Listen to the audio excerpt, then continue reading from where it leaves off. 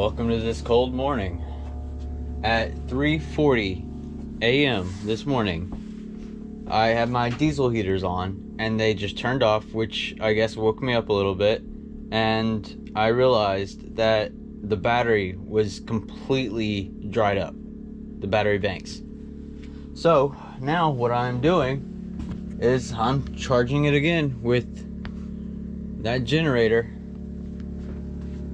Hopefully it works, because I think what it was is my battery percentage, even though it said 100%, I don't think it was 100%. So I'm just gonna try and figure this out. And after exactly an hour and a half, it's 12 o'clock now, I'm at 24% battery charged. And I did some math, and with me pulling in 1.24 kilowatts, that would make it 5.76 hours. Yeah, 5.76 hours for me to get 100% charge. So from 10:30 this morning, 5 hours, so around 2 or 3 p.m. I should be fully charged. Oh no, I turned on a light. So I've been diving really deep into a lot of the settings and stuff with the B&B S12 and the Bluetooth connectivity and everything just on my phone, because I really can't do much right now. So what I found was the battery settings. It had set the batteries at 200 amp hours each, and for a total of 600 amp hours, I think. But yeah, what I've done is I changed it to what they are, 100 amp hours each. So maybe that might have been an issue too, but now I'm at 40.8%, so I still have a long way to go. But once I get up to close to 95-100%, I'm gonna watch it very carefully. And I still haven't been able to figure out exactly online what exactly happens when all the batteries are fully charged whatsoever. So I'm gonna get it to 95-100%, and I'm gonna watch it very carefully, and if anything changes, I'm just gonna turn the whole thing off, unplug the generator, and go from there, and have it within, hopefully, I think 3 or 4%, hopefully 1 or 2% of 100. So that way I'm closer to what it was.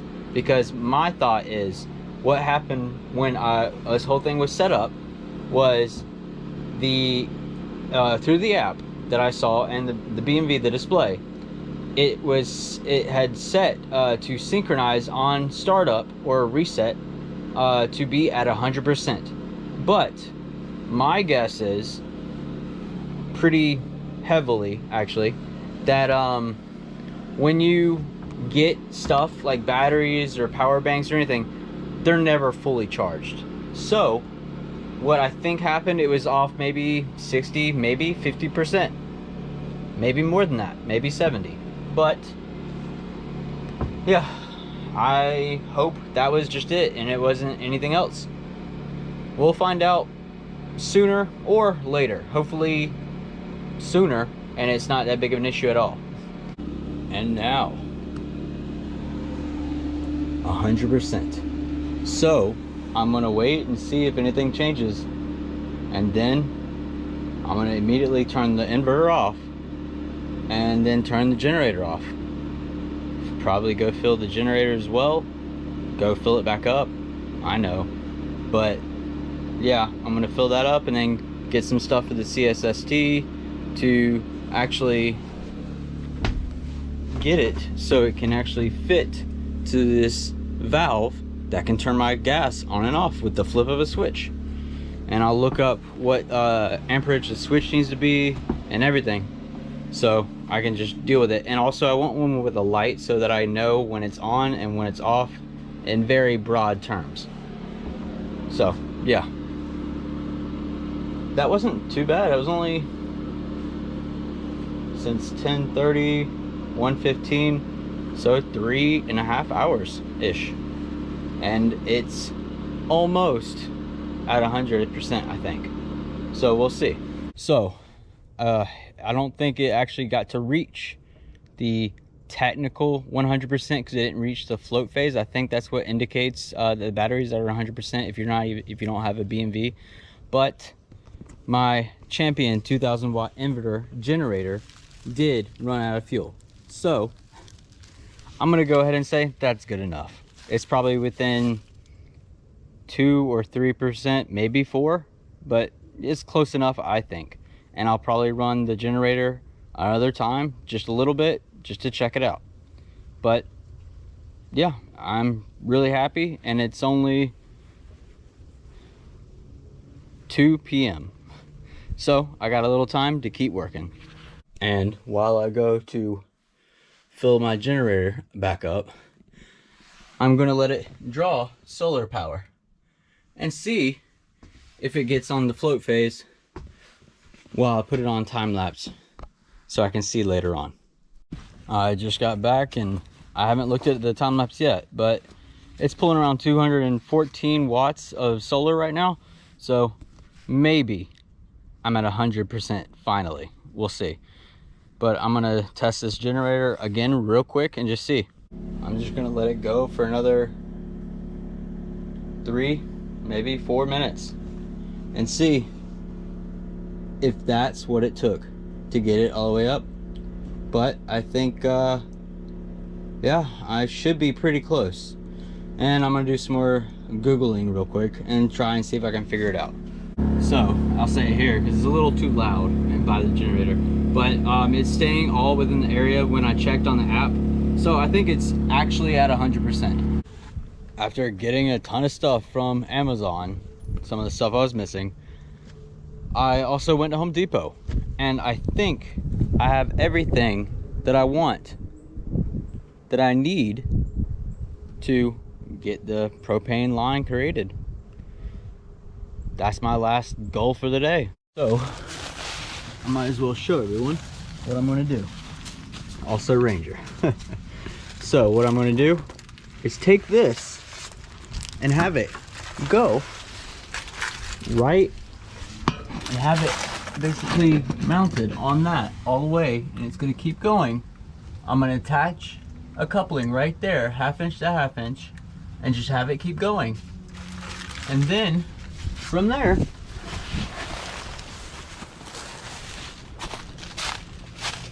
it's gonna go from right there and come down and connect to right there. So I don't think that's gonna be too much at all of CSST piping or too difficult. And I'm gonna go ahead and do it before it gets dark.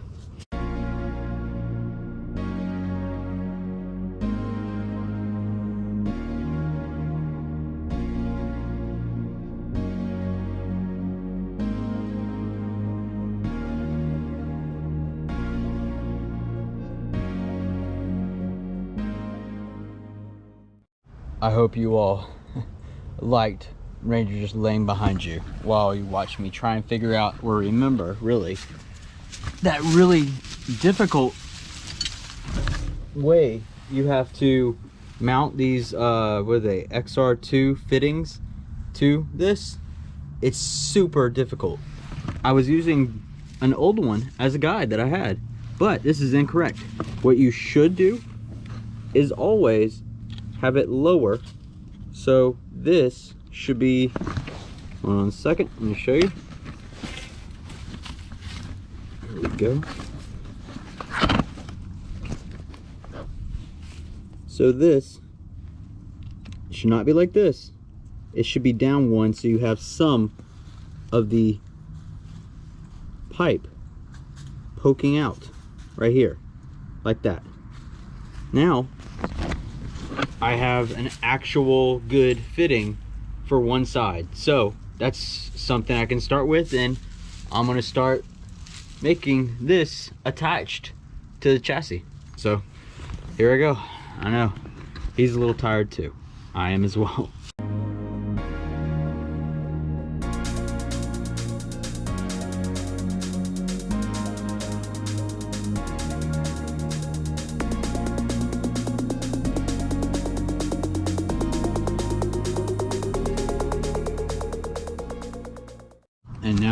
based on what I bought earlier, hopefully I can just cut that line right there to the correct size or correct length, and then attach this and tape it all up.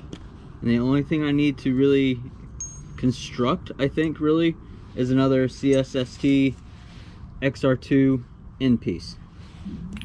And then I just have to do this, and the only thing left is to wire it. And I just need to go get a switch. So that should be, hopefully, I'm on the switch part by the end of the night, and I just haven't completed that. But otherwise, I want everything else completed.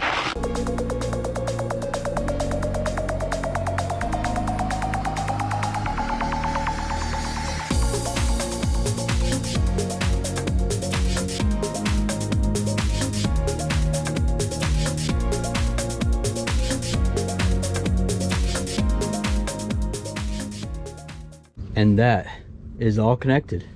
Now I just have to wire it, because you can't test it, because without electricity it's always closed, and when you give it electricity it turns on. So I have to wire it, get a switch, and then also I have to secure it a little better, like this piece right here, because I secured the first piece, but this piece I also have some pieces like this right here that are just gonna block the very risky areas. They're just gonna be for protection of the CSST. You can even see there's another piece right there. So I'm gonna just go get a switch and see, and then after I have a switch and wired and everything, then I'll secure it better to the frame. But it's pretty good right now. And I'm back. Sadly, it's Sunday, and it was a little bit late enough where Home Depot was closing. So I'm just gonna do some more research, figure out exactly what switch and also the possible things I can get, and oh, also the fuse that I need to have it mounted in my DC panel.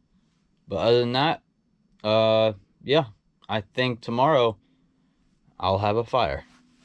And after talking to a detective, he came by, but I'm gonna start getting that stuff, because it should be open on a Monday. Well, it's not really a morning anymore. It was a late start to the day, just because I think I may have needed some sleep. You should always be stupidly observant. I just saw this. My CD case. And you know what? Hold on a second.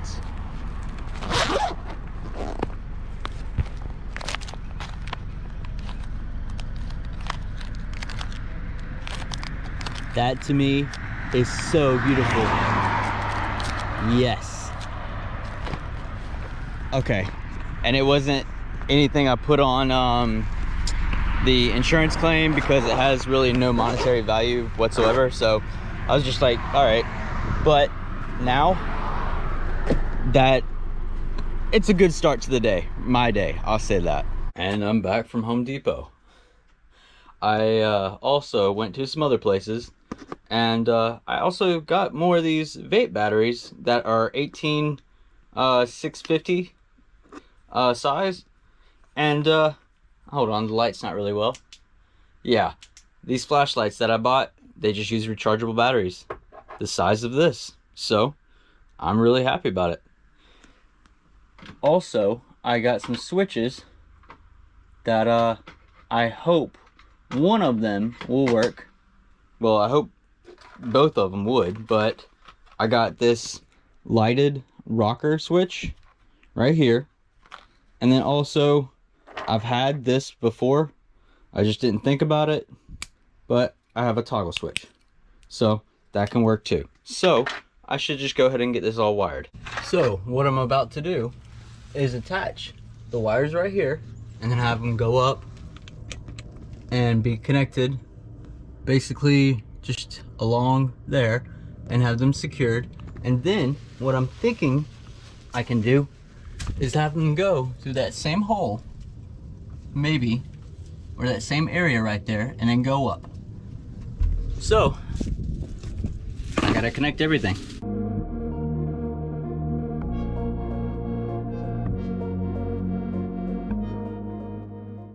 And now what I'm gonna do is go where the other wire was, same right here, and I'm gonna try and get it to go up through like this. Come in there and go through here, through that right there on the back side, and then come all the way over to my DC panel. This may be a little difficult. I actually just had an idea.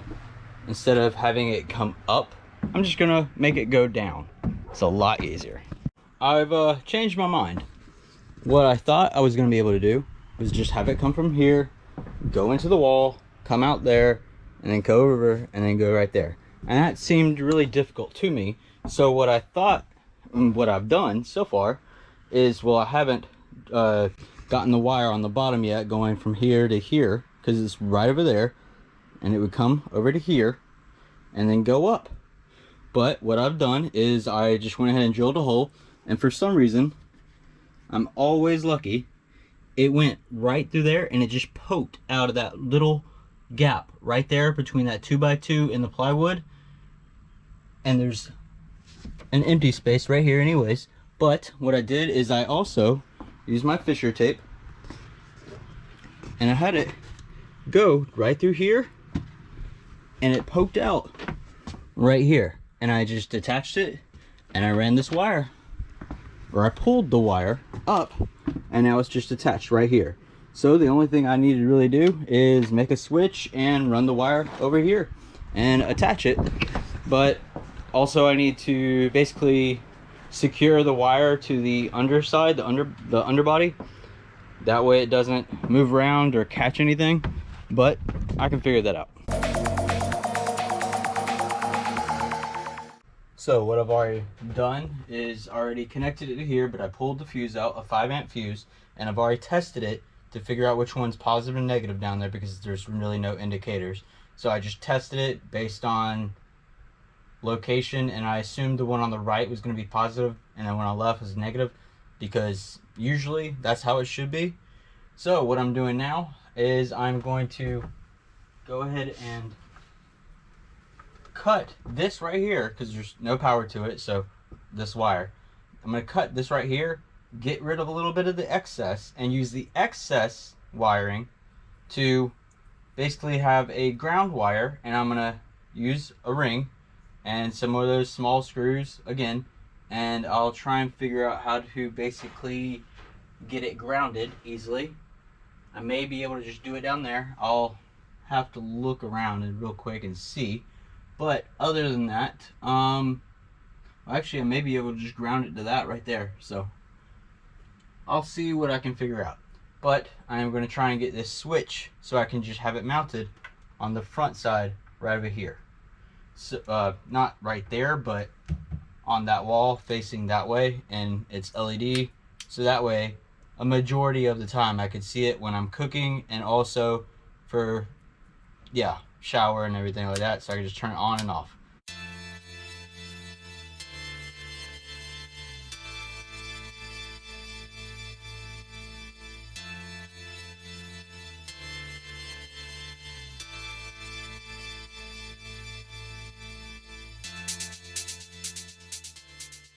And sadly, I think I tried both switches and they just will not work. So I think I might have to go get an exact copy of the same switch that I used like right here.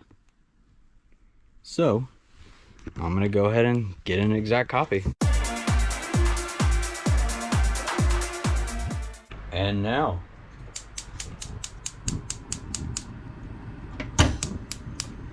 I have fire until I turn this switch.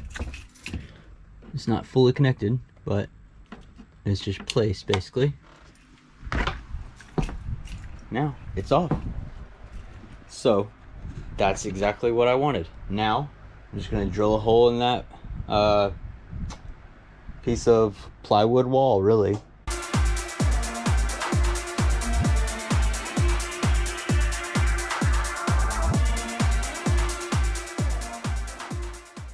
after some excessive drilling, and yeah, I had to drill through the 2x2 right here, use the Fisher tape to make it go, and bend it a little bit so it's at an angle, so it would actually go this way instead of going down or up or to the left, because of the angle I had to drill right here, because I didn't want to undo the whole wall.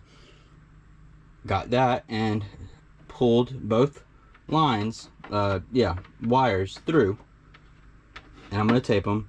And then I had to drill pretty harshly around where the switch is going to go, because this wall right here is just too thick, or in that switch, the head of it, basically to screw it into and everything, is way too thin, not as long as it should be.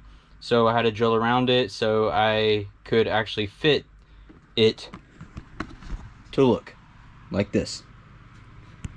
And now with that on,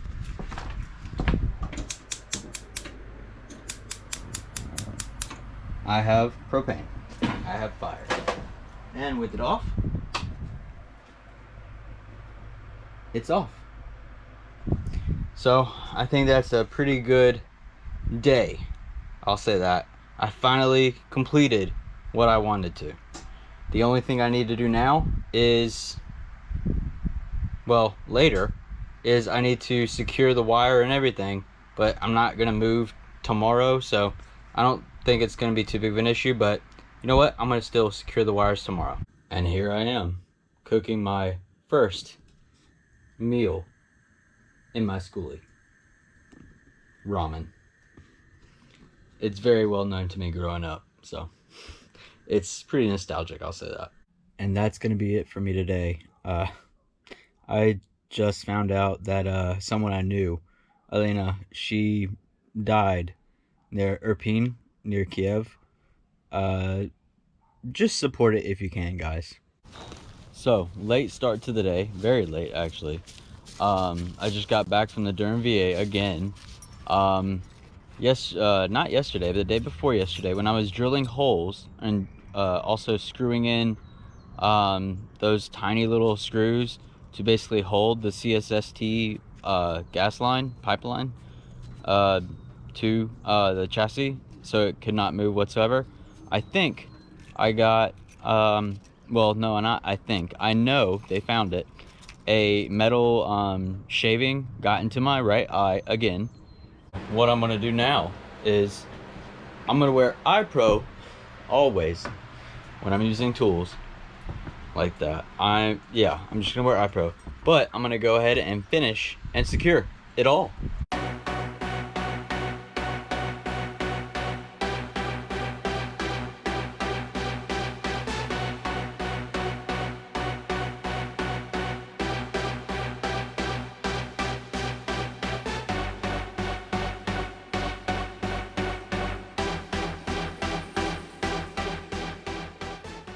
So that is that wire secured for the solenoid, and also all the CSST line secured to the chassis. And here you go. That's fire right there. And then when I come and hit this switch real quick, it's gone. So that's pretty good, I think. What I'm gonna do now is I'm gonna call it a day. After having my eye, having that metal removed from my eye with a needle, I'm just gonna rest a little bit and possibly clean up, but yeah, probably rest more. I'll definitely see you guys tomorrow or later on.